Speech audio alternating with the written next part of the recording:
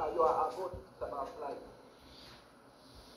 At may kaibigan ako nagpahiram na aeroplano para lang magawa ito sa mas madaling paraan. Kasi ahabulin natin yung alaunang sinasabi.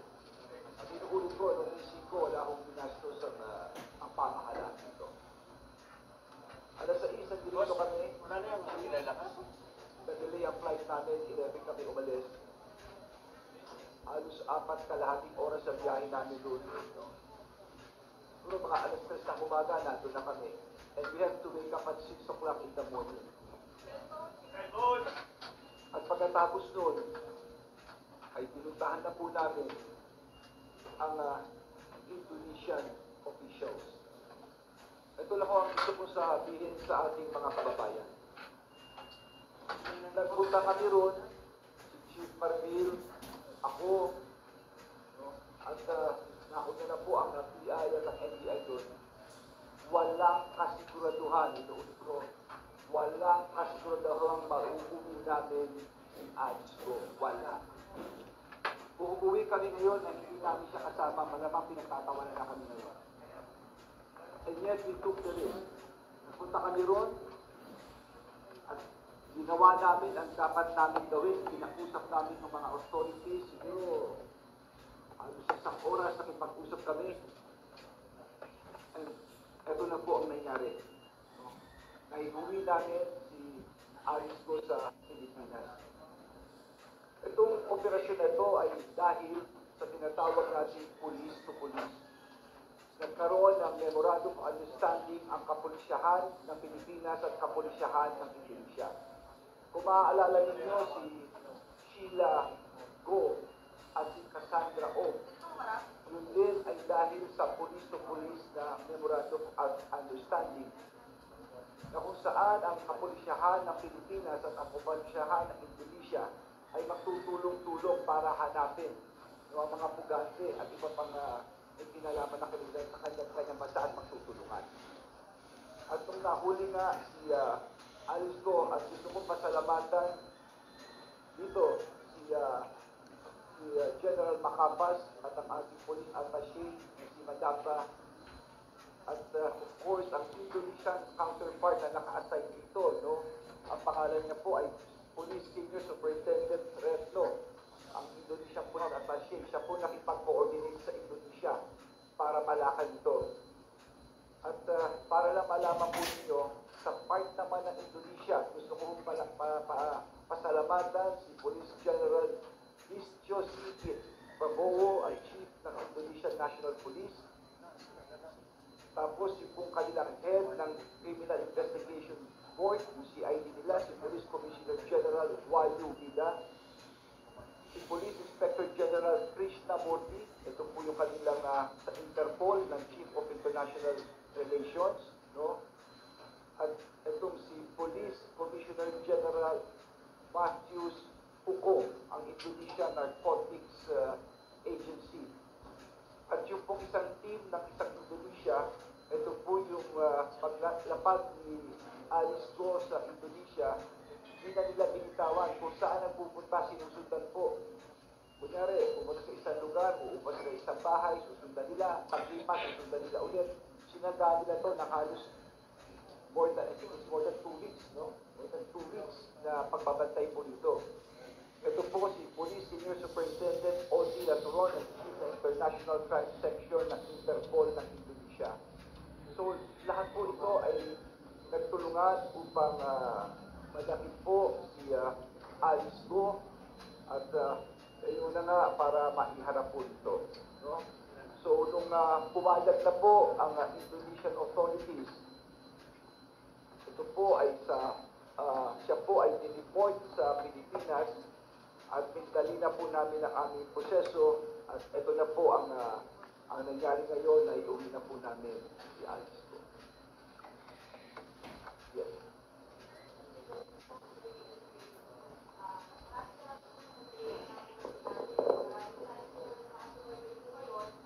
Pero malaki pong tanong and request po para po sa mga kababayan natin. Maaari po ba natin iharap si dismissed Bamban Mayor Alice Go? Opo. ito po yung inaabangan po natin, no?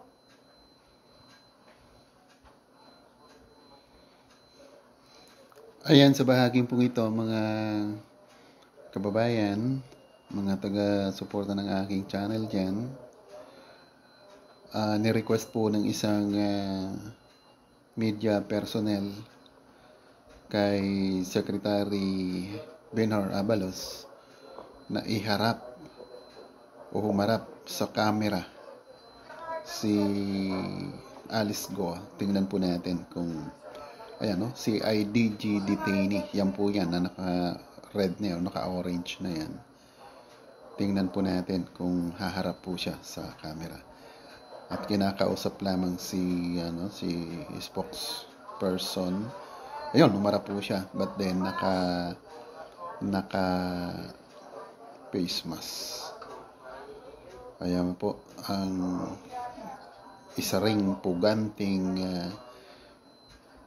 dismissed mayor ng Bamban, Tarlac. Ayan, mukhang mataray-taray pa siya, di po ba? So ngayon, ang mensahe po natin dito, challenge po nila ang batas ng ating bansa. Trinabaho po ng ating mga masisipag na operatiba o authority. Ayan po, naging matagumpay din po naman ang kanilang lakad nakuha sa pamahalaan ng Indonesia. Alright, so kung sabihin po natin na ito ay tagumpay pa sa bahagi po ng pamahalaan, subaybayan po natin ang mga susunod pang mga kaganapan dahil tinuturing na itong si dismissed Mayor Alicia Go ay isang hindi pangkaraniwang tao lamang.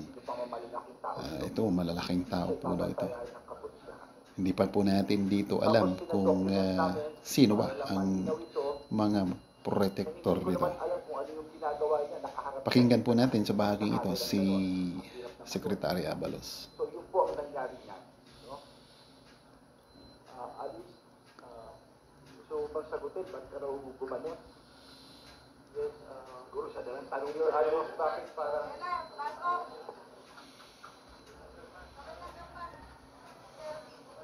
Audio.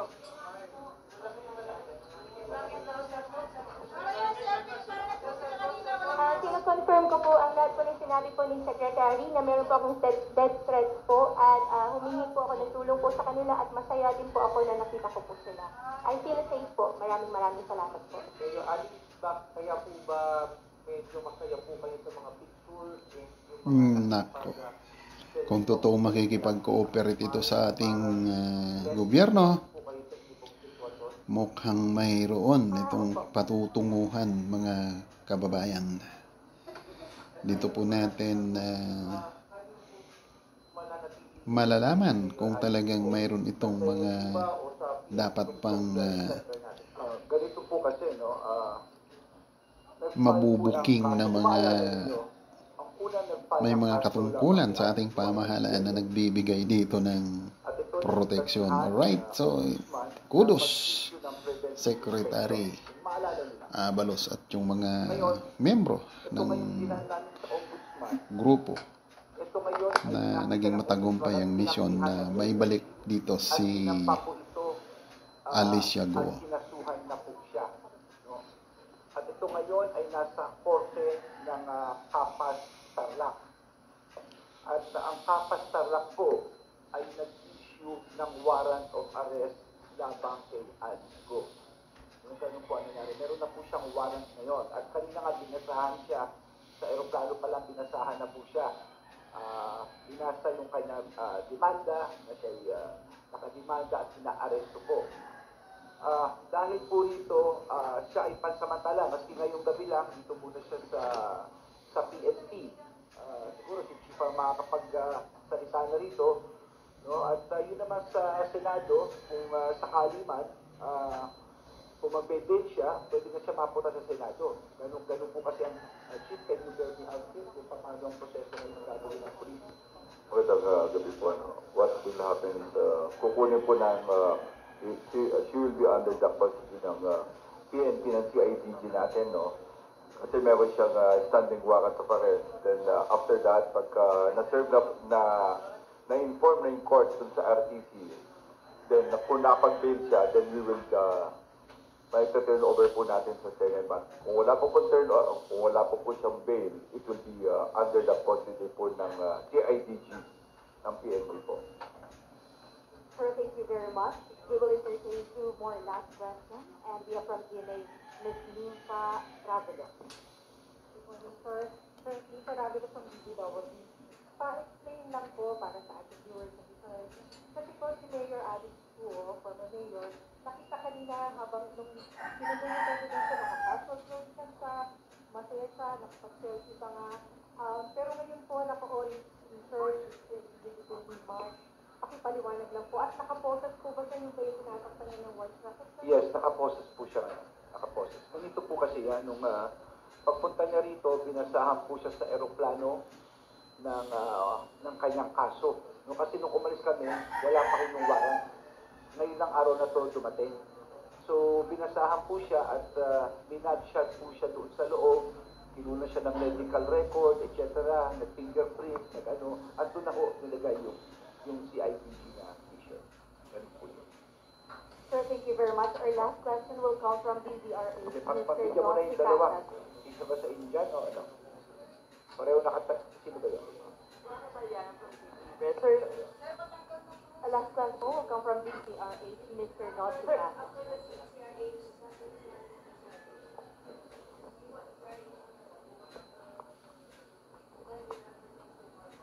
Okay, sir, good morning kay General Francisco, sir, and Secretary Abarca and PNP Chief Market. Sir, itong pagka-aresto kay former Mayor Alice, meron po ba itong kinalaman din, sir, sa may politika po ba ito na involved din dito, sir? Ganito lang po yan, ano?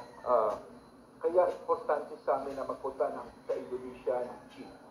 Kamukha na sinabi ko sa inyo kanina, wala kaming kasiguraduhang makukuha namin siya, inuulit ko. At ang mabigat nun, kung babalik kami nito na hindi namin dala si Alice ko, katakot-takot ng kritisismo yan. Ngayon, bakit namin ginawa ito? Dahil ito yung proseso ng ating batas na dapat makuha siya ng kapulisyahan. We were given a very tight time limit. Imagine, 1:00 ng umaga. Anong oras kami umalis dito? Hinahabol namin yung 1:00 na yun. Mabuti na lang, sinabihan kami ron na dahil nakita nga na persistent kami, in-adjust yung time. In-adjust nila hanggang kinahapunan na. Kaya nakagalaw kami ng gusto at yung nga, nagkaroon kami ng meeting doon. Ngayon, yung katanungan mo, bakit gano'n? Well, yung nga sinasabi namin kay Alice, huwag kang matakot. Huwag kang matakot. Kung ikaw natatakot sa buhay mo, we will provide you all of the security na kailangan mo. Importante lang, ituro mo ang mga taong malalaki nito. Lahat ng pangalan ibigay mo para magkaroon ng hustisya na rito at matapos dito. Dahil yun lang ang bagay na talaga magpapaayos sa kanya. Sabi niya, totoo. May proseso tayo rito. Ibigay niya yung mga pangalan at andito ang pulis para proteksyonan siya ang kanyang buhay. No? Yun ang inassure namin sa kanya.